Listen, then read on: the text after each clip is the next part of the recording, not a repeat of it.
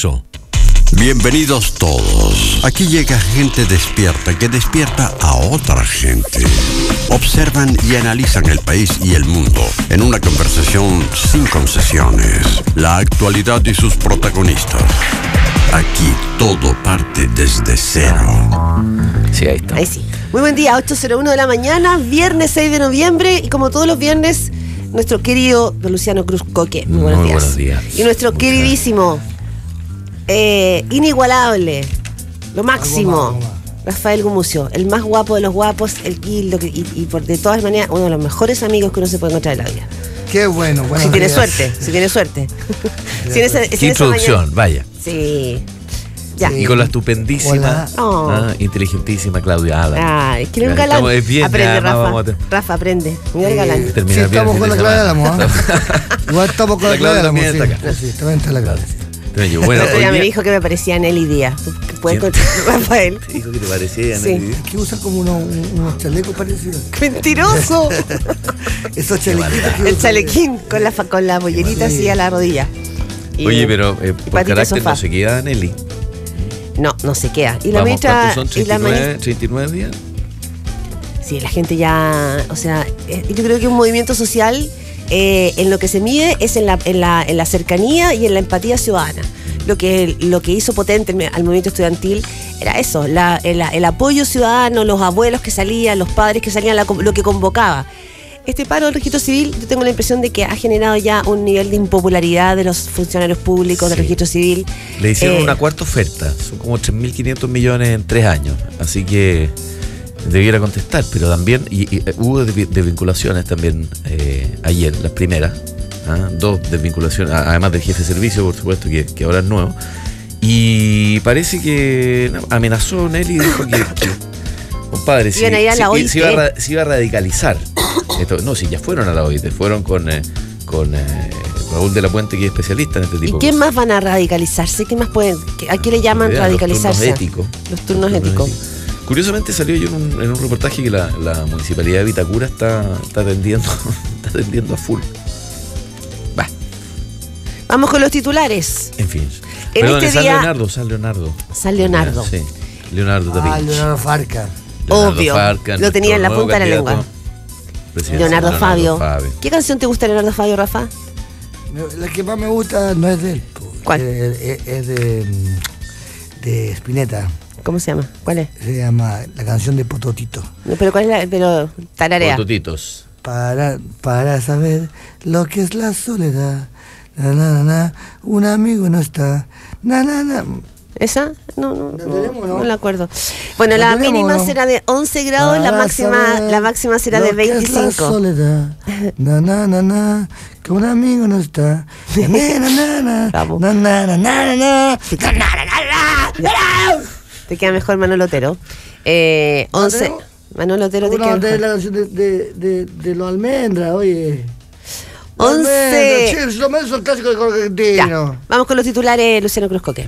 La SUFOFO informó que la Comisión de Relaciones Internas y Ética de la institución acordó suspender los derechos de asociado de las empresas CMPC. La medida se mantendrá vigente mientras dure la investigación que afecta a su filial CMPC Tissú, acusada de pactar los precios de sus productos y las cuotas de mercado. Esto vamos a hablar, pero viene bastante más amplio el naipe, no solo por esta actitud de la SUFOFA de alguna manera dejar al lado estamos hablando finalmente del grupo Mate, eso es, sino que vienen además otros países que podrían empezar investigaciones, como el caso de la Argentina, que podría empezar a investigar cuál fue la manera de actuar de estos grupos económicos chilenos en el mercado argentino. Ya tenemos Perú y Colombia, así que esto podría, digamos, internacionalizarse. Antecedentes de la Fiscalía Nacional Económica revelaron el vínculo entre PISA, que estamos hablando de la antigua empresa de Ruiz Tagle, y la barra de Colo Colo. Francisco Muñoz, alias Pancho Malo, obtuvo un contrato para confeccionar una bandera gigante. Pancho Malo está coludido. ¿Sabes con qué? Con el fin de promocionar una marca de papel higiénico durante los partidos del Cacique. Creo que era favorita la marca. Esto cuando Gabriel Ruiz Tagle era miembro del directorio de Blanco y Negro.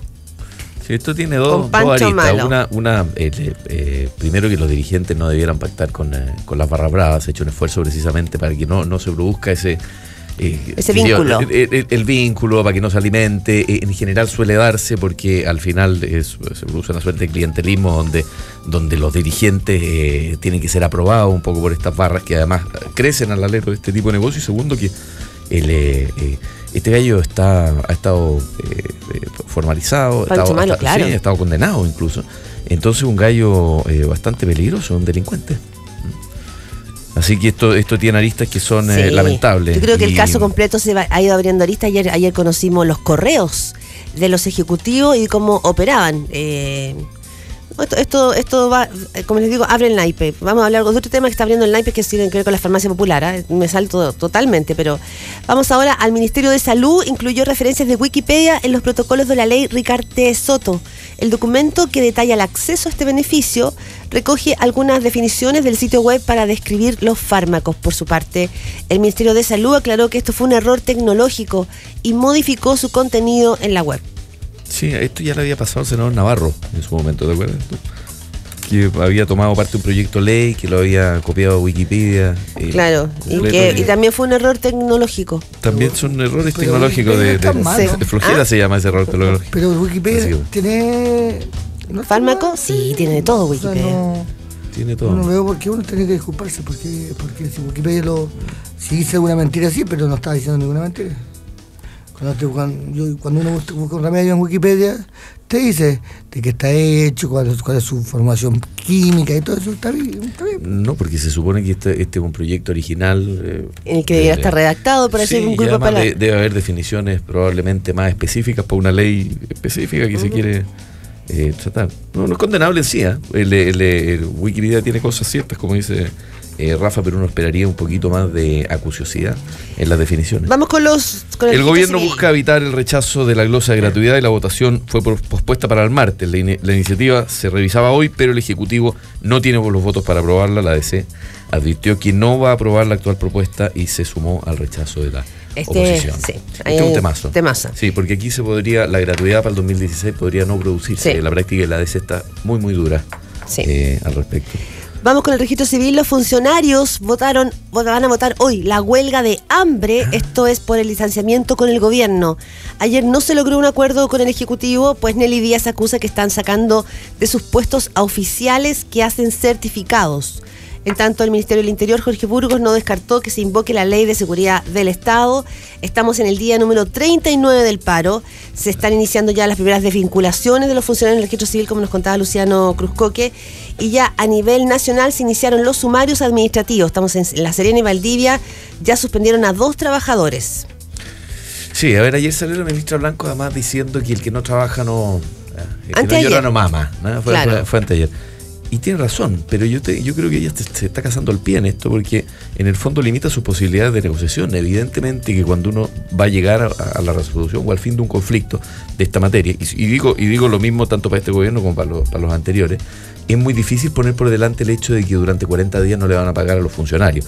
El estatuto administrativo establece que si se vulnera o que si los trabajadores no ejercen su labor, no se les paga, efectivamente, pero eso no se usa en la práctica. Entonces veo difícil que la ministra aparece una descoordinación general también del gobierno en términos de decir, mira, aquí no se les va a pagar, cuando sabemos que cuando se llegue a un avenimiento, a un acuerdo, por el monto que sea, porque se le acaba de hacer una nueva oferta, probablemente lo primero que va a estar por delante es decir, compadre, primero no me desvincula a nadie, Luciano, no me toca a nadie y me paga todos los sueldos. Ese protocolo, ¿verdad?, que tú dices que existe, corre también para un paro ilegal. Porque pero si todos los paros de la administración pública son ilegales, no se pueden. Entonces corre para todos los paros. O sea, en el fondo aquí, entonces lo que nos va a pasar es que no va a haber ni sumario administrativo.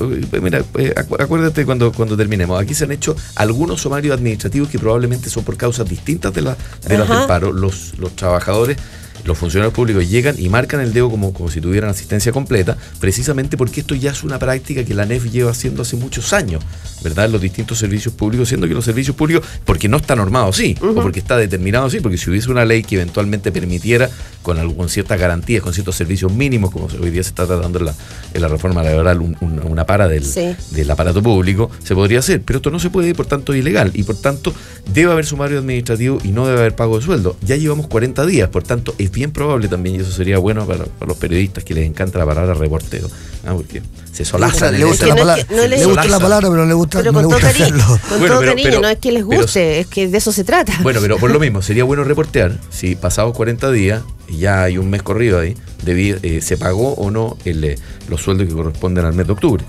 ¿verdad? Entonces, lo que está haciendo la ministra me parece tremendamente dificultoso para la labor que tiene que hacer en términos de negociación, ¿verdad? Porque dice aquí no se va a pagar, y yo creo que lo que va a terminar pasando es que si no se paga, como dijo Nelly ayer, porque Nelly, la verdad que está para ministra, va a radicalizar el paro. Qué nervios que fuera ministra, en todo pero caso. va a radicalizar el paro. Pero ¿qué más radicalizado que lo que está? No, me parece bueno, que huelga de hambre. Los turnos éticos. Pero si también se levantaron son 2.300.000 trámites los que se han dejado. Sí, la impresión que Nelly ahora está un poco secuestrada de sus bases. Ayer habían, escuché en otra radio, 2 dirigentes del registro civil que dicen que no son convocados a las reuniones, que no están de acuerdo con el paro, que sienten que ya por lo menos en regiones los funcionarios del registro civil sienten que están un poquito agotados con esta situación. Han rechazado. Le están tirando la mala. Sí, han rechazado 4 propuestas, y no solo estoy hablando de la ciudadanía se agotó. O sea, hay muchas veces la ciudadanía le encuentra razón a los paros, a los derechos laborales, pero en este caso la gente se agotó, lo superó. Vamos con más titulares. Yo creo que tenemos que resolver primero también la adicción que tenemos los chilenos al registro civil. O sea, no puede ser ¿Cómo la adicción? La adicción. O sea, no puede ser que tengamos tantos trámites que dependen del registro civil, tanto trámite importante, esto de que alguien tenga que sacar papeles para pedir trabajo, papeles para morir, papeles para nacer, papeles para respirar, papeles para andar por la calle.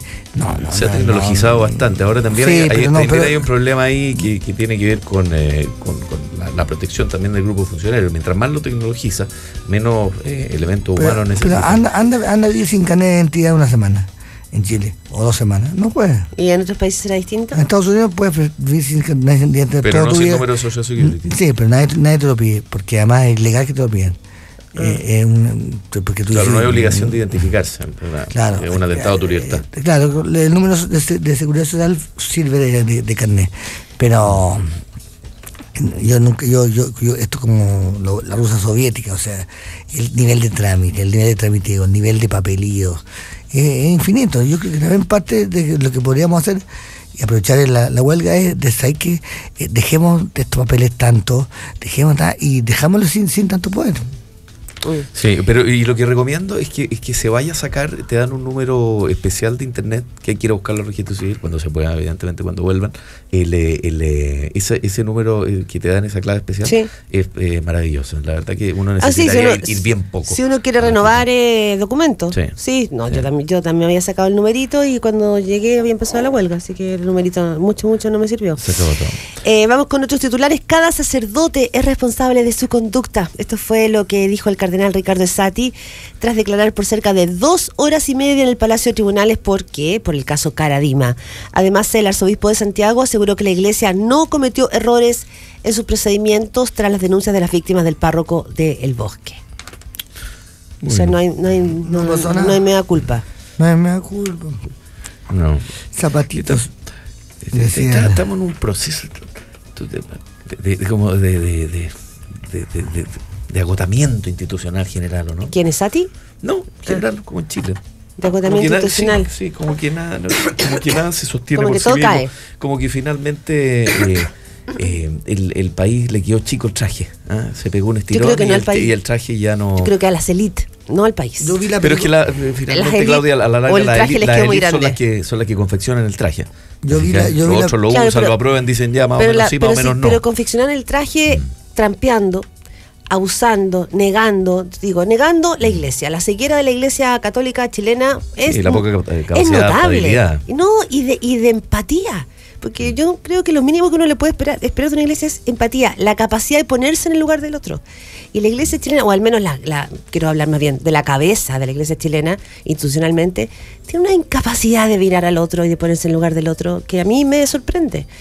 En el caso de la élite empresarial, la ceguera o la frescura de jugar por el lado y para que esa ciudadanía pague su riqueza, pague su bienestar. Eso, por supuesto que cae. Y a nivel de la política, las boletas que hemos visto y el financiamiento ilegal de la política, todo cae. todo cae. Sí, pero es lamentable, porque ya pero absolutamente lamentable. Pero es que llegamos a un punto donde todo esto finalmente, para bien o para mal, había permitido que el país llegara a un cierto punto donde había un bienestar mayor que hace 20 años. Pero ¿verdad? Entonces la pregunta que se hace en un momento también, que es un momento, como te digo, de desmembramiento institucional, de podredumbre también, o donde se destapan una serie de hechos que desconocíamos, es cuál es el camino alternativo. Es insistir en un mismo camino tomando nuevas prevenciones o cambiar el camino. Y eso lo quiero ligar también con la elección de crecer en la FEUC, en la Católica. A mí me preocupa cómo se ha radicalizado cierto pensamiento de izquierda que, apoyado en ciertas razones que son objetivas, como estas que estamos nombrando, pretende desandar un camino en una dirección completamente contraria, que creo que es un camino que es incierto, ¿verdad? Y que yo creo que también tomaron otros países y que no les ha hecho ningún bien. Sí. Hemos hablado casi toda esta semana del tema de la confianza, no vamos a insistir por lo menos en este programa, pero también tiene que ver con la pregunta, sí, llegamos hasta acá como país al galope en el crecimiento económico, con una alta desigualdad, pero al galope, como el país bonito de América Latina, pero ¿con cuánto cinismo? ¿Con cuántos rieles de tren en los que unos van en un... ¿Era posible hacerlo con menos cinismo? No sé, y era pregunta mi pregunta también es, ¿era posible mantenerlo? ¿Era posible? No, o sea, cuando uno ve hoy día... no sé, pero cuando uno ve hoy día el tema es el exceso. Hay que cerrar los ojos, o cuando alguien dice que va a votar con un perro ropa al cinismo, o sea, a las colusiones. Pero es que en todo hemos cerrado los ojos. Sí. Y hemos cerrado los ojos un poco conscientemente. Cuando se produce la integración vertical y transversal o horizontal en las empresas chilenas, también se produce porque en un momento se permitía, porque el país tenía que crecer, había que generar empleo, porque era otra circunstancia. Yo estoy de acuerdo con Luciana que no se podía haber hecho lo que se hizo de otra manera o de una manera distinta. Yo creo que no tenemos cómo comprobarlo. Y por eso yo no comparto ninguno de los artículos de todos estos que dicen, bueno, esto que hay ahora, la solución es más mercado, o la solución es que en el fondo esto prueba que el mercado funciona, y hay gente que ha llegado, que igualmente, que el tipo de pensamiento que tenían los comunistas fanáticos en la época de la caída del muro de Berlín, que te decían, no, cayó el muro de Berlín, pero significa que el comunismo sigue funcionando cada vez mejor. O sea, son una mentalidad ideologizada, pero una ideología que para mi gusto es la más penca de todas, porque te llena los bolsillos. La ideología que te llena los bolsillos me parece menos interesante que la ideología que no te llena. Me encantaría que le llenen los bolsillos, pero que le llenen los bolsillos a todos, por Rafa. No, pero a mí me gusta menos la ideología que no le llena los bolsillos a nadie. Un pensamiento que me conviene tanto a mí, deja de ser interesante. Yo siempre pienso que el pensador interesante, el pensador de verdad, no piensa en su conveniencia personal, e incluso piensa en su incomodidad personal. Por ejemplo, Pier Paolo Pasolini, que está a 40 años de su muerte, era un pensador italiano, homosexual, podía haber conseguido la simpatía del grupo LGTB, como se llamaba en esa época. Podría haber sido un poco como Lebel, una especie de espectáculo simpático, gentil, divertido, transgresor, pero optó por ser un paria. No, él optó por ir a hacer lo que hacía Lemebel, con el público Lemebel, y decirle al público Lemebel, ¿sabe que ustedes también son unos cínicos y son unos fascistas? Y con dos cojones haberle dicho a los que se suponen que eran de su lado, ¿saben qué? Yo no estoy con ustedes. Eso a mí... decir que murió baleado. Y murió baleado y atropellado por un auto. Eso a mí me resulta que el gesto intelectual interesante. La gente que está a favor de lo que le conviene, evidentemente no me interesa tanto. Ahora, es una reflexión súper importante que tenemos que hacer como país.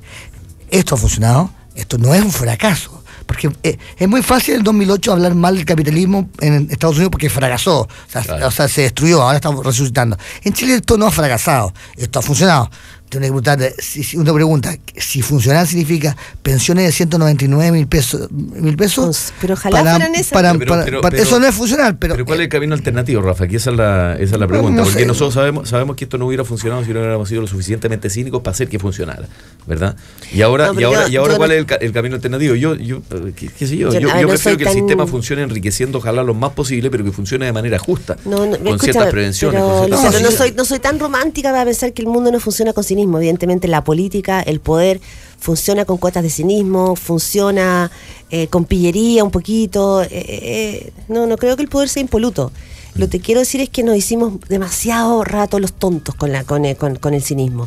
Y la explosión como seguidilla, como una cadena de los casos de colusión, tienen que ver con que ese cinismo se salió del margen, se usufructuó y se fue más allá, se estiró muy largo el chicle del modelo. A eso voy, a un cinismo que finalmente, ponle tú, lo ligo, la discusión que se ha abierto respecto a la farmacia popular.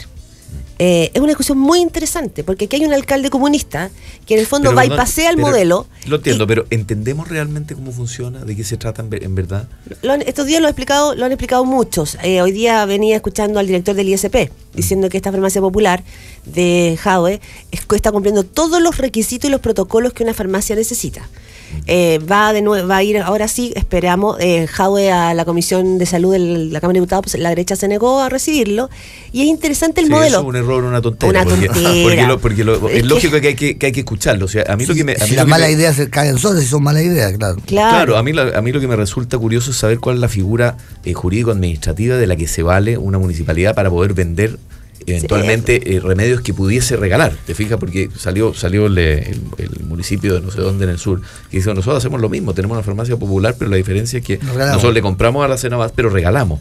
¿Te fijas? Entonces aquí yo creo que hay lo más importante de todo es que se ha puesto en el tapete el tema de los precios de los remedios, que es inaceptable, ¿verdad? Es que ese es el tema. Entonces cuando salimos, pero el tema de que sea una nueva fórmula para que eventualmente los municipios puedan resolverle el problema económico de salud a la población, lo encuentro difícil. Creo que es una discusión en curso. Lo que quiero decir es otra cosa.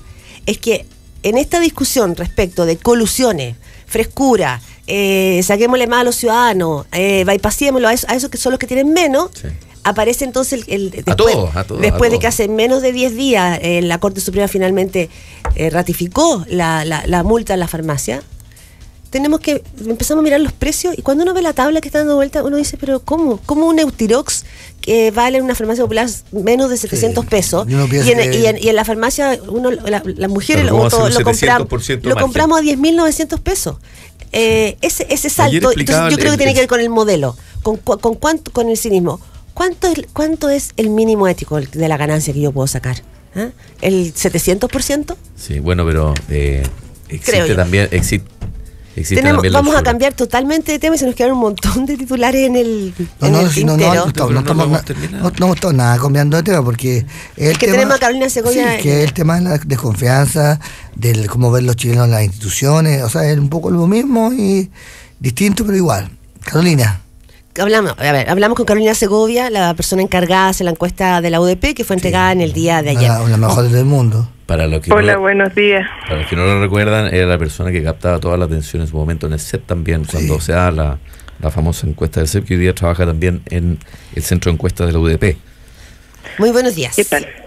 Carolina, tenemos mensualmente encuestas que nos van dando como el pulso de si el gobierno sube, si el gobierno baja, si los atributos de la presidenta bajan, si los atributos del presidente vuelven. Hay varias cosas de la encuesta de ayer que ustedes entregaron en la Universidad Diego Portales que llaman la atención. Uno, la baja de los atributos de la presidenta, y dos, que el porcentaje de aprobación del gobierno es menor de lo que conocimos la semana pasada o a comienzo de esta semana de CADEM o de Adimark. ¿Hay un desfase respecto al trabajo en terreno o como son encuestas que agarran campos distintos? A ver, hay dos cosas importantes. Primero, que no hay que olvidarse que la comparación en la encuesta de la UDP corresponde a la medición que se hizo el año pasado. Por lo tanto, toda la evaluación de bajas y alzas no puede ser comparable a los resultados de otras encuestas que tienen trabajos de terreno más frecuentes. ¿Ya? Eso por una parte. Y lo otro es que puede ser un poco distinto el porcentaje de aprobación del gobierno, pero todas estas encuestas tienen características de trabajo de terreno y de diseños metodológicos distintos, y eso puede también estar influyendo en esos resultados. Pero es raro que no es lo mismo. Claro, pero es raro que en la Segovia, que si tenemos que a comienzo de la semana el titular de la segunda era Ave Fénix y el gobierno se empezaba a sonreír porque estaba subiendo en 5 puntos y ahí existe una sensación de que el gobierno va mejorando, que ayer sepamos por la encuesta UDP que el gobierno hay una baja de 14 puntos en comparación, claro, con el sondeo que ustedes hicieron hace un año. Claro, pero los niveles de aprobación presidencial son similares y te repito, no es lo mismo comparar de un año a otro que de un mes a otro. efectivamente es posible que entre el 2014 y el 2015 hayamos tenido fluctuaciones distintas, pero nosotros no las podemos medir. Yo creo que en lo grueso los resultados son bastante similares y lo que muestran son niveles de aprobación relativamente bajos, que a lo mejor han subido este último tiempo, pero eso no es algo que se pueda observar desde esta encuesta, y me parece que los resultados en general van en la misma línea. Carolina Segovia, tú, bueno, no desde la UDP, sino que también desde el CEP, tú vienes tomando el pulso de la opinión pública en la sociedad chilena hace ya varios años. En esta encuesta, ¿qué te salta a ti como algo novedoso en los cambios de lo que todos los intelectuales llaman este nuevo Chile? ¿Es capaz uno de mirar en la encuesta estos cambios societales y en qué cosas? Claro, la ventaja que tiene hacer una encuesta anual es que permite observar las tendencias de largo plazo. Yo diría que hay algunas cosas que llaman la atención, como por ejemplo las percepciones o las opiniones que tiene la gente respecto del proceso constituyente o de la posibilidad de cambio constitucional, donde se observa, por ejemplo, que hay un muy bajo apoyo a la idea de mantener la constitución actual y una amplia mayoría que cree que o se debe reformar o se debe hacer una nueva constitución. Eso por una parte. Se consolida también esta tendencia que veníamos observando hace bastante tiempo de pérdida de legitimidad o de desconfianza hacia las principales instituciones o liderazgos políticos del país, que abarca a todos los sectores y a todo tipo de instituciones, con altos niveles de desafección política, pero al mismo tiempo con personas que señalan estar dispuestas a votar por alguno de los dos bloques políticos. Eso. También hay, me parece que es interesante, dado el debate actual, que hay un alto apoyo o acuerdo con la idea de despenalizar el aborto en lo que se llama las 3 causales, ¿no es cierto?, que está en el proyecto de ley en el Congreso. Eso diría yo que son las cosas que por lo menos a mí me llaman la atención. La radio sigue siendo las instituciones, con Carabineros son las 2 instituciones con más prestigio, ¿no? Sí, la radio le gusta a la gente, sí, y sí, tiene un alta en sus niveles de confianza. Y eso que trabajo yo aquí. Acompaña, yo creo, en parte importante del día a mucha gente, y las radios son las comunicaciones mejor evaluadas. ¿Por qué tú crees que la radio tiene tan buena prensa? Yo creo que porque acompaña en parte importante, la gente pone la radio en los trayectos que hace, o en sus oficinas, en sus trabajos. La radio ofrece además tal vez una mayor diversidad, entonces uno puede elegir qué le acomoda más, qué le gusta más, qué tipo de productor o qué tipo de música, etcétera. Entonces yo creo que por ahí va. Carolina Segovia, 2 consultas. Vamos también un poco al tema del liderazgo presidencial, un tema que los mismos presidenciales dicen no es el momento, pero sabemos que de alguna manera está bastante, los jinetes están buscando su caballo. Tenemos que la encuesta UDP muestra ayer que Sebastián Piñera va bien al galope y que aparece Farcas como un posible presidenciable. Ya, a ver, lo primero importante es que la pregunta dice ¿quién le gustaría a usted que fuera el próximo presidente de Chile? Es una pregunta abierta, que es bien tradicional, la gente puede contestar cualquier nombre que se le venga a la cabeza, ¿ya? No es una pregunta de intención de voto, ¿sí? Es una pregunta que lo que hace es evaluar un poco preferencias por cierta gente, pero no necesariamente intención de voto. Entonces, estos porcentajes no se podrían traspasar hacia un posible resultado electoral. Para medir intención de voto lo que necesitamos son candidatos. Candidatos que ya sepamos que van a estar en la papeleta. Aparece Farcas, sí, yo creo que ahí hay una cosa curiosa, puede tener que ver porque ha tenido mayor protagonismo este último tiempo con los desastres que hemos tenido en el norte fundamentalmente.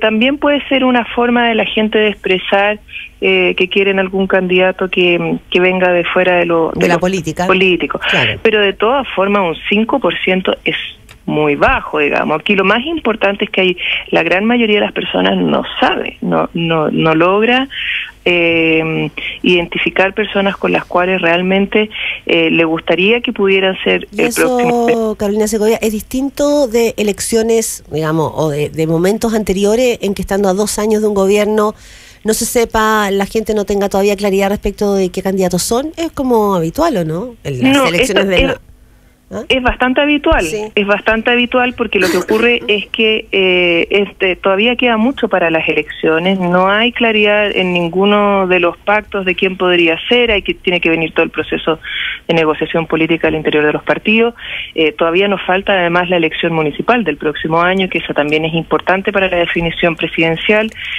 así que esto es normal. Que no haya claridad respecto de preferencias. Lo que no es normal es la bajísima aprobación de los partidos políticos. Es bastante normal en realidad. Año ha bajado, ha bajado este año, este último periodo ha bajado, pero los partidos nunca han sido particularmente queridos por los chilenos.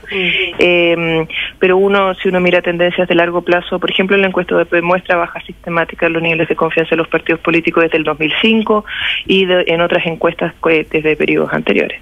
Oye, Carolina, pero esta pregunta entiendo que se hacía también en su momento con el CEP, por tanto se puede tener un poco track record respecto de quién le gustaría y luego quién cree, ¿verdad? Y ahí suceden dos cosas bastante similares, salvo por la irrupción de Lagos, que está un poquito más arriba.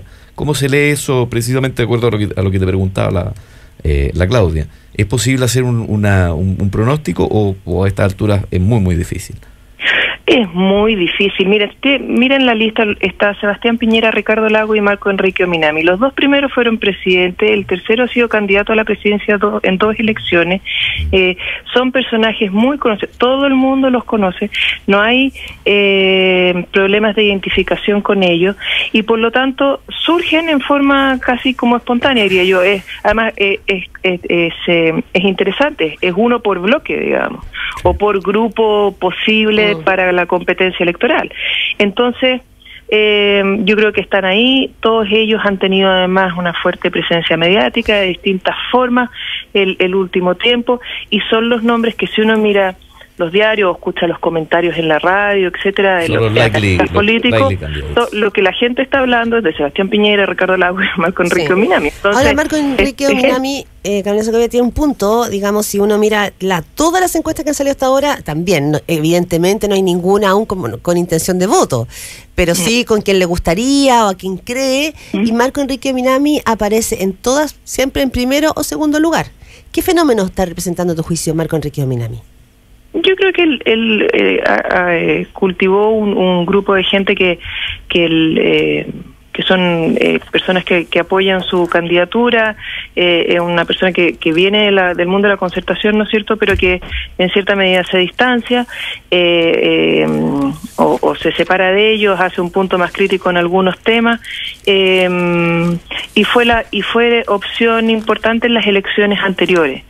Yo creo que por ahí va el tema. Ahora, hay que ver, lo importante aquí es ver cómo evoluciona todo esto, porque están empezando a aparecer los temas asociados a financiamiento de campañas políticas en respecto a su candidatura, entonces habrá que ver cómo evoluciona. Pero no están empezando, ya llevamos como 2 o 3 meses con esto y parece que no tener como correlato con la encuesta. Pero es que eso no lo por lo menos desde la UDP no lo sabemos porque no tenemos medición anterior respecto de Marco Enrique. A lo mejor si esto no hubiese ocurrido podría haber aparecido más alto. Okay. Oye, Carolina, una última pregunta. La Marta Lagos ha dicho en todos los tonos que la Gallup dejó de hacer encuestas políticas, hubo sorpresas en Argentina, hubo sorpresas con la predictibilidad que hacía la encuesta, incluso a boca una en Argentina, pero en Inglaterra también sucedió, y podemos citar varios casos respecto de la gente está confiando menos en las encuestas, está diciendo menos la verdad. ¿Por qué se produce esta escisión entre lo que las encuestas predicen y lo que finalmente termina sucediendo en las elecciones? ¿Qué está pasando? ¿Un fenómeno nuevo? ¿A qué lo atribuyes tú? Mira, no es nuevo. El primer gran fracaso de las encuestas para predecir elecciones fue en la elección del año 48 en Estados Unidos. Esto es algo que ha ocurrido. Los problemas que se pueden suscitar respecto de predicción, yo creo, lo que ha mostrado la investigación van en 2 líneas. La primera, respecto de las características metodológicas de la encuesta. Entonces, una encuesta de menor calidad va a tener peores resultados en términos generales. Eso ocurre. En Chile, por ejemplo, el tema de las encuestas telefónicas es bien complicado porque menos de la mitad de los hogares tienen teléfono de red fija y por lo tanto el nivel de alcance a las personas es menor. ¿ya? A la población en su conjunto. Eso podría ser una razón. La segunda razón importante es que pero ustedes son cara a cara, ¿no son? Sí, esta encuesta es cara a cara. ¿Tiene una diferencia? Es bien importante. Para el caso de Chile en particular es bien importante porque en una encuesta cara a cara uno puede llegar a todas las personas. Okay. En una encuesta telefónica no. La segunda razón es la siguiente, es que en muchas de las encuestas preelectorales se hacen con algún tiempo antes de la elección. Ya sea, por ejemplo, en Chile en general no se publican encuestas una vez que ha comenzado el periodo, estos que son 5 días antes de la elección, que es como de que no se puede hacer propaganda. En otros países hay otro tipo de regulación. Eso significa que los trabajos de terreno son anteriores con una distancia que puede ser incluso bastante grande respecto del día de la elección. Y nosotros sabemos que hay gente que decide por quién va a votar el día mismo de la elección y hay otra gente que cambia muy cerca de ese momento. Ok, Carolina Segovia, muchas gracias por este contacto telefónico y por la encuesta que se entregó ayer de la UDP. Que estés muy bien. Bueno, nada, igual. 8:36 de la mañana. Una noticia que me tiene muy alegre, que dice que los guapos tienen hijas. Los hombres guapos solemos tener hijas. Mire, yo he tenido 3 hombres y recién me... Bueno, yo encuentro lo más guapo que hay y conozco varios otros que tienen hombres. No eres guapo, tienes hijo hombre, no eres guapo. ¿Y el hijo mayor es más inteligente? Mira, no sé, yo... El hijo mayor es más inteligente. Oye, una cosa, bueno, vamos a la pausa. Sí, volvemos. Son 8:37 de la mañana. Va a estar con nosotros Mónica González, periodista, que hoy lanzan un libro sobre todas sus crónicas desde la dictadura adelante. Una periodista muy destacada. Vamos a conversar de eso, de periodismo y también del país. Antes les cuento que cuando apoyas tu práctica clínica con una sólida formación, tú creces. Posgrados Universidad Mayor abre su proceso de postulación para sus programas de magíster y diplomados en psicología. Admisión 2016. Solicita información en umayor.cl/posgrado mayor. ¿Tienes miopía, hipermetropía, astigmatismo y aún no te has operado? Profesionalismo, experiencia, tecnología y los mejores equipos los encuentras en el Instituto Oftalmológico Full Visión. Llama al 23-223-9000 o visita www.iofb.cl. Tus ojos, nuestro compromiso. Algunos van más lejos desafiando sus límites, su propio equilibrio y con ello consiguen lo inalcanzable. Si eso es lo que te mueve, necesitas tu partner perfecto. All New Mazda 2, desafía lo convencional.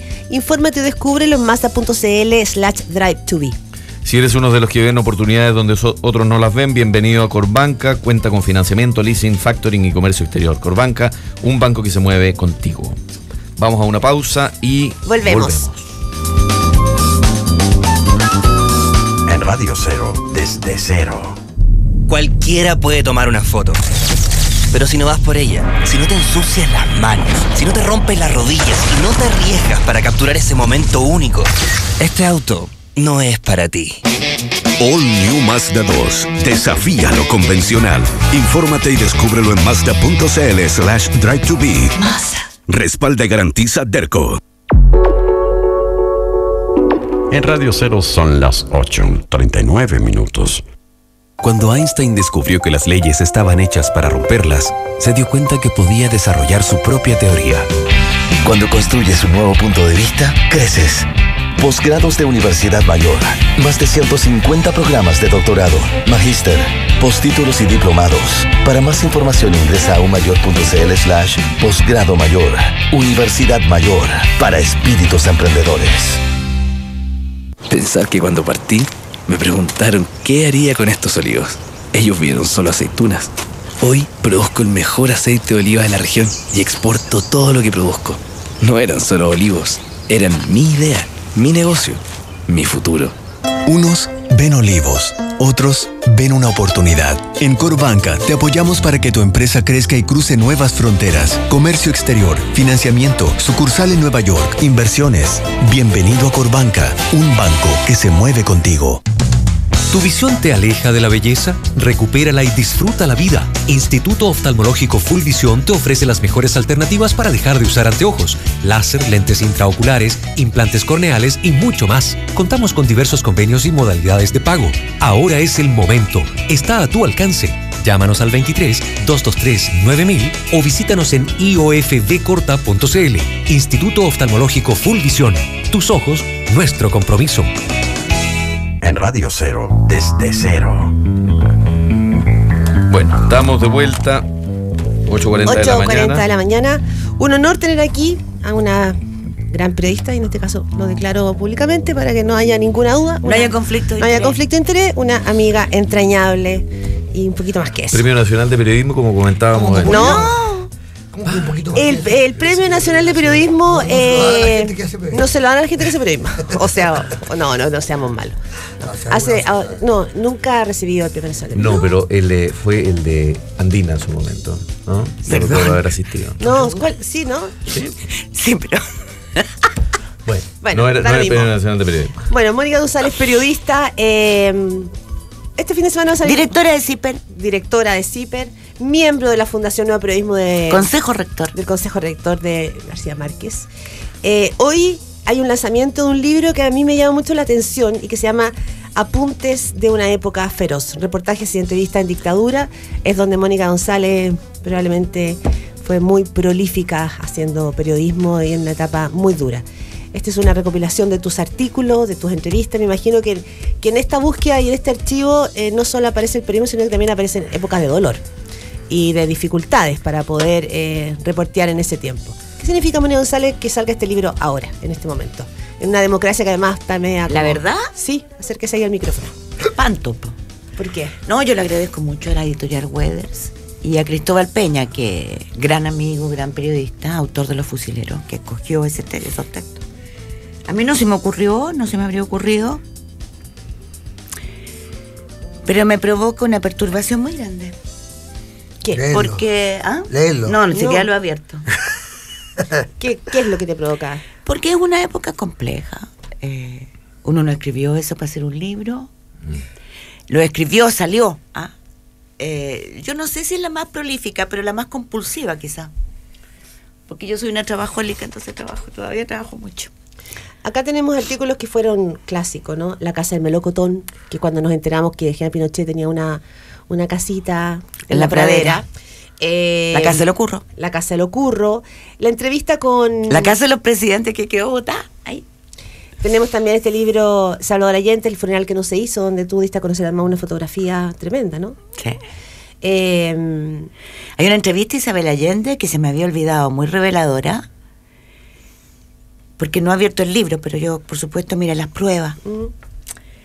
Y la entrevista a Isabel Allende está hecha el 90 y es muy reveladora porque ella habla por primera vez de por qué va la moneda, que ella no era política en ese tiempo, la hija política era la Tati, y del dolor de la pérdida de su hermana y cómo vivió esos días. Y cómo vio la pérdida de su padre. Una entrevista humana, y uno ahí ya atisba que ella va a ser una política, pero lo atisba desde el dolor. A mí me acordé cómo me impresionó mucho esa entrevista. Hay una entrevista a Arturo Fontena Aldunate, el que era director del Mercurio. Sí. El verdadero, el papá del Arturo Fontena, el real. Ay, a mí me encanta Arturo Fontena, hijo. Sí, también, muy amigo. No sé, yo creo que quiero más al hijo que al padre. Si nadie va a querer, no es cierto, no, si nadie lo quiere. Oye, y hay también otra entrevista en el año 85 de Andrés Valenzuela. Yo torturé, ese era el título, y probablemente esta fue la primera entrevista en que no hay otro desertor, no tuvimos otro. Que contara el detalle. Lamento que me haya escogido. Lo que esto significó. Estamos hablando de año 85, año. No, porque me cambió la vida. Esa entrevista, muy mal. O sea, bueno, me hizo cambiar. Uno siempre, bueno, yo por lo menos saco lecciones siempre. A mí, Andrés Valenzuela me cambió la vida. Pero asesinaron producto de esa entrevista a las dos personas que me ayudaron a que esa entrevista fuera verdad de A a Z. Yeah. Que son José Manuel Parada y Manuel Guerrero, y a mí me dejaron viva. Entonces uno hasta que se muera va a tener como un sentimiento, ¿no? Complejo. ¿Por qué crees que te dejaron viva a ti? No lo sé, si lo supiera lo estaría diciendo. ¿Pero intuyes algo? No. Pero explícanos a la gente. José Miguel Parada y Manuel Guerrero. José Manuel era jefe del archivo de Vicaría. Y cuando Andrés Valenzuela llega a la revista Cauce a buscarme, y me busca porque yo acabo de escribir un reportaje que está aquí en este libro también, y que es sobre los 12 millones o 18 millones, no me acuerdo, que no se encontraron nunca después del robo de Calama, que lo hizo la CNI, el robo del Banco del Estado de Calama, por el cual fueron fusilados Hernández Anderson y otro más, y otro llegó a preso a la cárcel de Arica, y apareció suicidado, entre comillas, José del Mas, que era el jefe de la CNI de Arica. Bueno, yo me fui a Arica y descubrí que José del Mas, como era obvio, no se había suicidado, pero había que probarlo, ¿no? Y no solamente eso, sino que lo habían asesinado, y que habían asesinado a su cuñado, que era el jefe de la CNI de Osorno, y a 8 personas más. Un horror. Y las platas no se encontraron nunca más. Y Andrés Valenzuela mira esa entrevista y dice, si se compadeció de esta gente que asesinaron, que son CNI, puede que se compadezca a mí. Y por eso me va a buscar. Y él estaba al límite de la vida, ¿no? De la muerte y de la vida. Y me cuenta todo lo que ha hecho desde que ingresó a un organismo que nosotros no conocíamos hasta ese minuto, que era Comando Conjunto. Entonces yo, esto es una historia terrible, porque él no quería salir del país. No, él quería hablar, pero de entregarse al regimiento quería que lo mataran. Yo le decía, pero yo iba a publicar esto. Publique, pero lo van a matar. No me importa, ese es mi problema, me decía, muy digno. Y estuve 3 días convenciéndolo hasta que lo convencí de que tenía que vivir. Quiero decir que no lo convencí porque era buena, lo convencí porque era un testigo vivo ante la justicia, de que todas esas personas que nosotros decíamos, insistíamos con recursos de amparo, que estaban secuestradas, detenidas y desaparecidas, eran verdad, no eran mentiras como insistía el régimen militar una y otra vez en Naciones Unidas. Me acuerdo Sergio Díez diciendo en Naciones Unidas que esto era todo mentira. Y no solamente eso, Andrés Valenzuela contaba cómo los quemaron y cómo los lanzaron al mar después de, con un corvo, abrirle el estómago para que no flotaran. Eso es un espanto, esa entrevista. Aquí estamos hablando del año 85. 84. La entrevista la hice el 84. ¿Tú cómo salías de ahí después de la entrevista? No sé. Nunca me he detenido a preguntar eso. Rafa, ¿de verdad? Bueno, por eso que me provoca tanto dolor ese libro. Bueno, entonces, como tenía que ser una entrevista, una verdad absoluta, porque imagínate, era el primer desertor, era la primera vez que teníamos sobre más de 23 personas la situación exacta de la otra cara de la luna. O sea, yo sabía que a José Weibel lo habían detenido en una micro, que había una señora que había dicho, me robaron la cartera, y unos tipos se habían lanzado, este es el ladrón, mientras el ladrón se reía. Y Andrés Valenzuela me cuenta que él es uno de los que se lanza sobre él, que lo llevan a una cárcel, de las cárceles secretas que había, que estaba frente a las canchas de tenis de Bellavista. Sí. Lo que le hacen, cómo lo torturan, atroz. O sea, de verdad, qué salvajes, cómo aniquilaban. Y después cómo lo matan, ¿no? Junto a otros 20 y tantos compañeros. Y eso no se conocía. Su mujer y sus hijos lo buscaron siempre. Bueno, lo terrible es que yo llamo a José Manuel Parada y le pido ayuda porque es el jefe de archivo. O sea, me puede ayudar mejor que nadie. Y descubrimos que Manuel Guerrero era sobreviviente del Comando Conjunto. Entonces ellos dos me ayudaron. Y cuando se publicó, cuando se terminó de la entrevista, yo me acuerdo que ellos dos me dijeron, Mónica, no la publiques, te van a matar. Bueno, la mataron a ellos. El 31 de marzo de 1985. Y bueno, por eso hay un hecho que a mí me impresiona mucho, porque Andrés Valenzuela era un hombre que no nació para ser asesino. Era un conscripto bueno, hijo de campesino. Era un buen hijo. ¿Un profesional? ¿Cómo un profesional? ¿Un militar profesional? No, era un buen campesino. Un buen joven, que quería ser policía. Entró a hacer el servicio militar como buen niñito. Y obedeció. Y por ser obediente, por ser educadito, por ser limpio, militares asesinos y corruptos lo eligieron. Y lo convirtieron en lo que fue. Yo quiero hacer hincapié en eso porque yo ahí entendí que hay una máquina de muerte que se va instalando silenciosamente, a veces no tan silenciosa, sin que la ciudadanía lo perciba. Porque no salimos a matar, ni a hacer corderos el 11 de septiembre otros. Ojo, nunca más corderos, ¿ah? Nunca más. ¿Tú crees que no, Mónica yo González? Nunca más. Yo conozco a muchos como yo que nunca más. Nunca más. Pero aquí le llamamos, voy a pegar un salto y lo quiero llevar al periodismo, Mónica González. Quiero aprovechar también, tú eres directora de CIPER, impartes talleres en América Latina. Tú conoces realidades de los periodistas mexicanos, periodistas donde el periodismo está arriesgando la vida en completo anonimato. Bueno, y lo publicaba el Diario del País hace muy poquito. La cantidad de periodistas muertos en México este año ha sido enorme. Y en América Latina hay una tensión entre el poder y el periodismo. Pero no se hace la ecuación de por qué. O sea, cada periodista asesinado son 50 silenciados. Cada periodista a la que le matan un hijo, porque eso es lo que ocurre, o le violan a la mujer, son 100 que se van. O sea, lo que se pretende es lo mismo que en dictadura en Chile. Instalar el miedo. Cuando me metían presa era eso, ¿no? No investiguen más.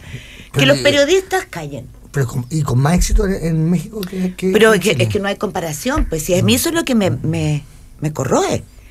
Uno, en Chile, el grupo de periodistas, todos los periodistas que hacíamos denuncias, teníamos la solidaridad internacional. Aquí los periodistas de México, no, México sigue siendo una democracia. Esto es perverso. México no es una democracia.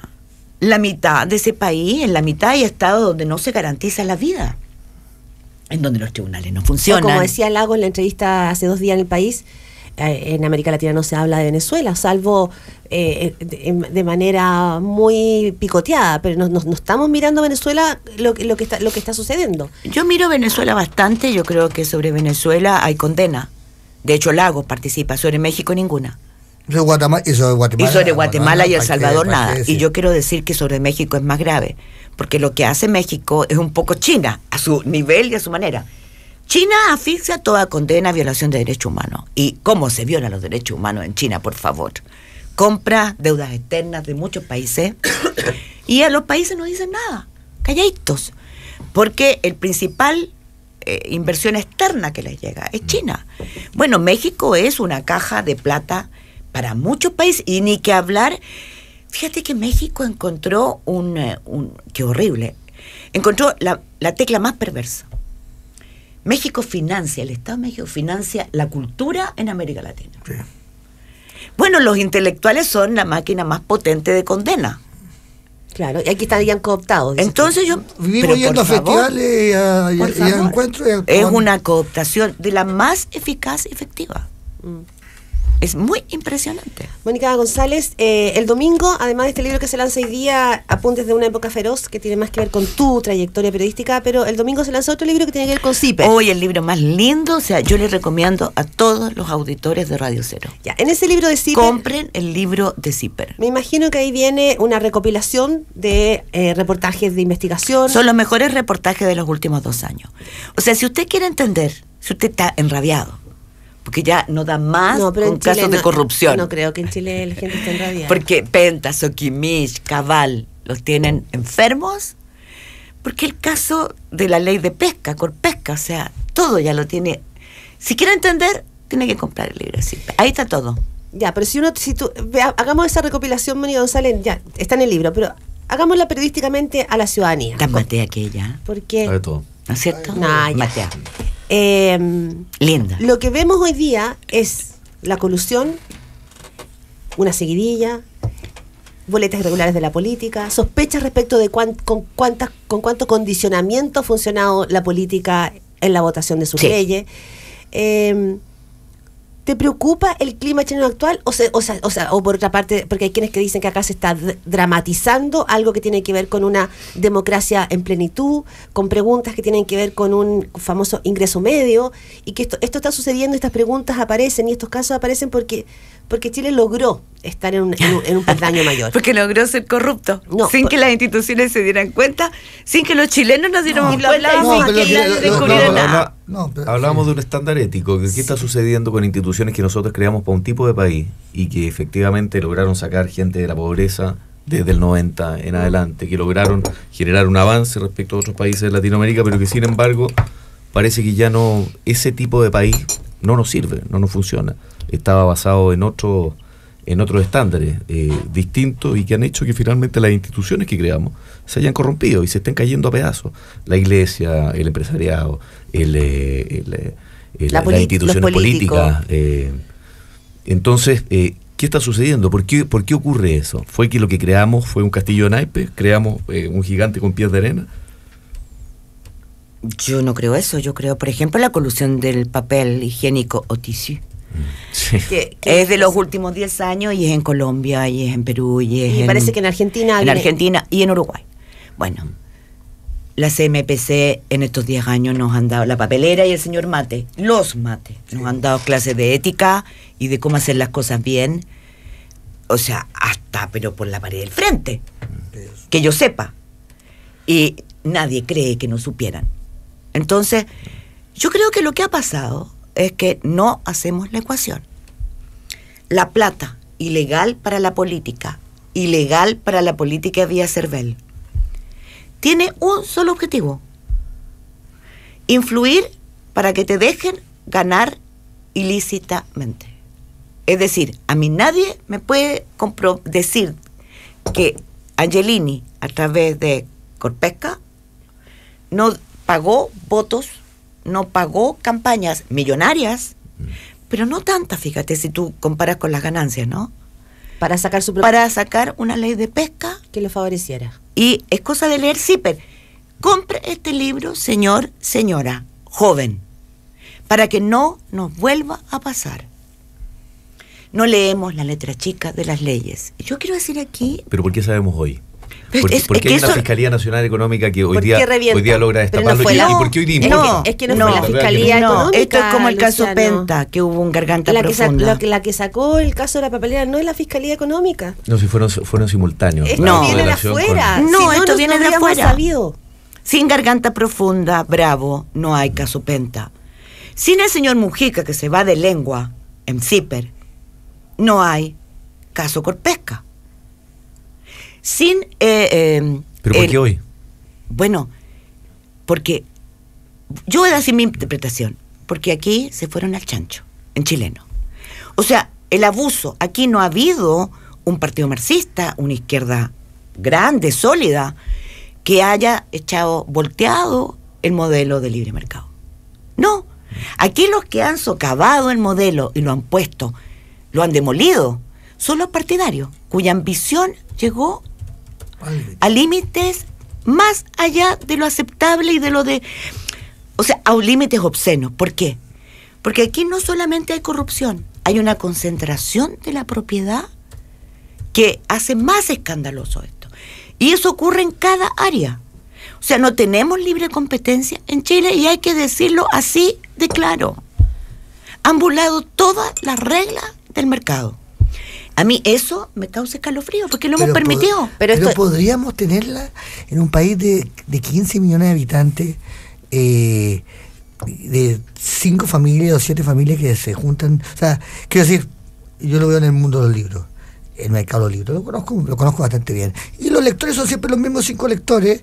Evidentemente, tú puedes tratar de no coludirte, pero al fin y al cabo lo que existe en el mundo de la editorial son 2 editoriales grandes que tienen miles de sellos y algunas editoriales chiquititas que juegan un poco el juego. Pero Yo no pienso como tú. Y yo creo que la mayoría de los lectores, de los auditores que nos están escuchando, no. Porque sin todo, entonces nos vamos para la casa y no hacemos nada. No. Yo creo que no. Yo creo que en el mismo ejemplo que tú das, Rafa, con todo respeto, hay editoriales independientes que hacen un trabajo maravilloso. No, y tú sabes. Yo he visto varias de ellas, pero lo que yo quiero decir que la concentración en el mundo editorial es fruto de un sistema. Para que sea rentable el negocio, dice Rafa, no hay otra forma de concentrar. Bueno, y nosotros tenemos que revertir eso. ¿Y cómo se revierte? Con leyes. Pero yo lo llevo también a la política, porque creo que aquí también lo veíamos en la cuesta del UDP, no es ninguna novedad. La política, los partidos van en baja. La ciudadanía no siente lo que se supone que son los partidos políticos, un puente. Porque cómo votan, pues es cosa de mirar cómo votan. ¿Por qué dejaron estos hoyos? A ver, el hecho de que hacer una colusión que perjudique de esta manera no tenga cárcel. Fíjate bien, el hecho que Cuando tú recibes financiamiento ilegal de la política, de Angelini, de Endesa, de Falabella, del que sea. Ponce Lerú, el pulpo. Por ser. El pulpo.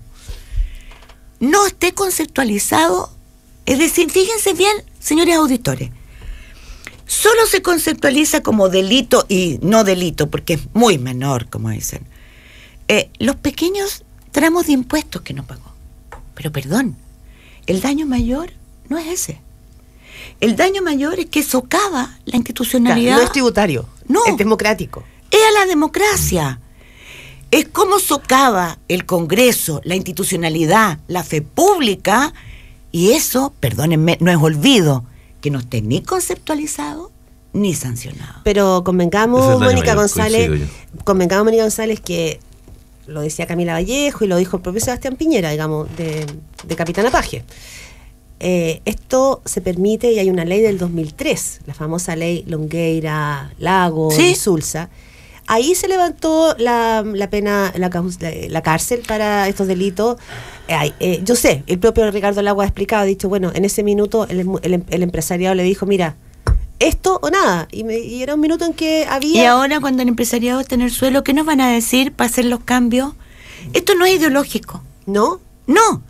O sea, si nosotros realmente entendemos en el momento en que está este país, o nosotros, de verdad las instituciones funcionan.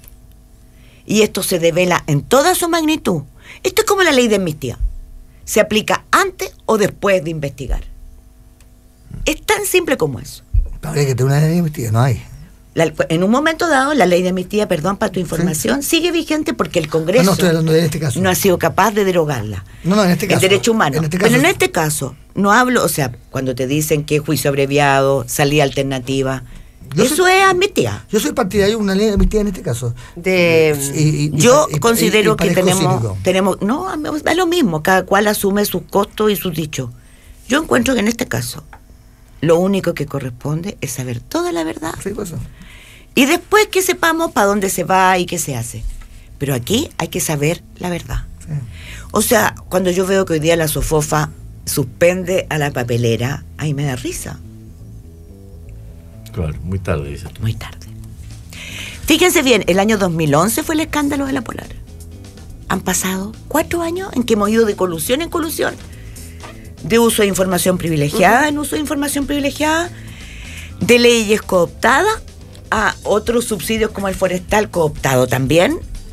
Por favor, si el cúmulo es demasiado grande. Pero porque así es el sistema.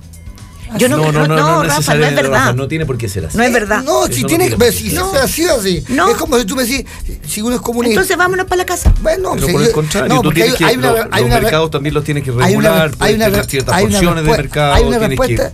El mercado alemán no funciona así. Hay una respuesta. Y el libre mercado. Si hay una respuesta, y el libre mercado. Pero si es cuestión de leer historia, hay una respuesta que existió durante los años 40, 50 y 60, que fue cuando el mundo occidental estaba tan asustado con la Unión Soviética, que inventó un sistema que se llama la socialdemocracia, de contrapeso y de balance. Ese sistema ya no existe, porque ya no existe ese miedo. Eso funcionó, y funcionó así. Lo que tú tenías era empresa coludida. Pero el comunismo tampoco existe. No, y por eso digo, ya no existe, ya no hay este miedo. O sea, ¿qué es lo que pasó durante los años 50 en Europa?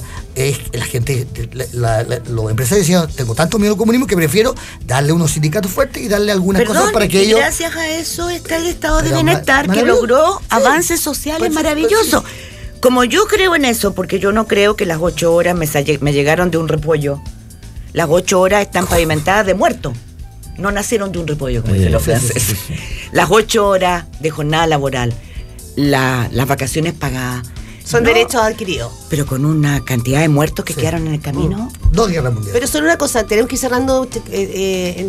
No sé si en contradicción o en apoyo a Rafael Gumucio, pero quizás la pregunta es: ¿qué es lo que fracasó en esta vuelta cuando estamos viendo colusión, financiamiento ilegal de la política de la manera que se ha hecho? Quizás también el trabajo de los periodistas. Y probablemente aquí lo que se ha perdido es el bien común. El interés por el bien común, lo que vale aquí es el interés individual. Y yo creo que eso es algo que está en jaque, comillas, como visto desde el punto de vista democrático. Pero yo soy más práctica, Claudia. Yo creo que tenemos que que hay lecciones que nos dejan. Para los periodistas, por ejemplo, ¿qué hacían los periodistas del Congreso? Cuando los asesores de Corpesca y de todas las empresas entraban a las sesiones donde se hace la ley, donde se hizo la trampa, porque la trampa no se hizo después, se hizo durante. ¿Y qué hacíamos los periodistas que nos miramos? ¿Pero tú crees que estaban cooptados? No, yo creo que... ¿Tú crees que prefirieron trabajar para grupos económicos importantes en vez de hacer su labor? No, ¿sabes cuál es el tema? Porque yo estoy ahí. No leímos la ley bien. No vimos cuáles son los vacíos que estaban evidentes. ¿O si lo leyeron se hicieron los lesos? No, mira, si yo no creo que todo sea corrupción, ni sea... No, pero tal vez te mola la cesantía, te mola hay mucha ignorancia. No trabajar. No, Luciano, ¿sabes qué? Hay mucha ignorancia. En el Congreso, en los periodistas, en los políticos. Yo creo que eso hay que subsanarlo. Hay que volver a estudiar. Es urgente volver a estudiar. Estamos llenos de opinólogos que no saben. Tenemos que ir cerrando. Son las 9:06 de la mañana. Oye, Mónica Quiero González, invitar a todos los auditores a que el domingo nos acompañen. El libro de Zipper el domingo es a las 6:30 de la tarde. La Feria del Libro. Lo mejor de Zipper, el periodismo que remece a Chile, volumen 3. No, porque ella le da pudor. Lo presenta Sabás Chaguán, el fiscal nacional, y Pablo Simonetti. Mira, qué buena dupla. Hoy tenemos entonces el lanzamiento del libro Mónica González, Apuntes de una época feroz. Son reportajes y entrevistas en dictadura que Mónica escribió durante los años 80 y también algunas en los 90. Fundamentalmente este trabajo hasta el 92. Hasta el 92. Y después el domingo tenemos Zipper, así que va a estar muy intenso tu fin de semana. Destacar un hecho, que un periodista como Juan Cristóbal Peña, que es uno de los grandes, se haya dedicado a trabajar en recopilar el trabajo de otra gran periodista, pero eso no se da tan fácil, digamos. No es tan fácil que dos personas que no es que compitan, pero que están en un gran lugar, digan... Por eso tengo que agradecer al cariñito de Cristóbal. Eso se llama nobleza. No, pero sí, porque, y también es inteligencia, porque saber que ayudarse entre más de uno es más inteligente que desconfiar o dejar en el... O sea, me parece que ese libro también tiene esa gracia. Oye, y junto con despedir a nuestra invitada y lamentar el premio nacional que le dimos anticipado. Sí. No, que se lo merece. Pero señalar que hay una noticia hoy día, subió el IPC, ¿verdad? A 0,4. Sobre la expectativa. Sobre la expectativa, lo que no es bueno, por varias razones. Pero tampoco subió tanto, del 0,3 el mes pasado no fue tampoco... Pero es básicamente lo que el Banco Central ha tratado de evitar, y creo que... Pero también subió la economía un poco más de lo que se esperaba. Sí, oye, hay una película estupenda en el biógrafo que se llama Leviatán, una película rusa, que hay que verla, maravillosa, extraordinaria. Oye, pero ¿da miedo? ¿Da miedo? No da miedo, es la historia de un alcalde corrupto. Suena conocido. Es entretenido de ver, porque es genial la película. ¿La viste? La vi, es genial. Estupenda.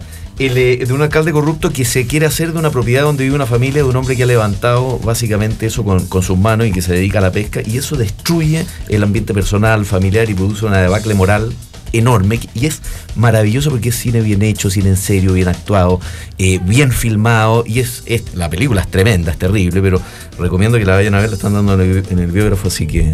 ¿Hay sexo? Son 908, que también tocaste la tecla alcalde, y quiero tocar un tema, ya lo hablamos de alguna manera, pero que está remeciendo en las redes sociales, con la farmacia popular.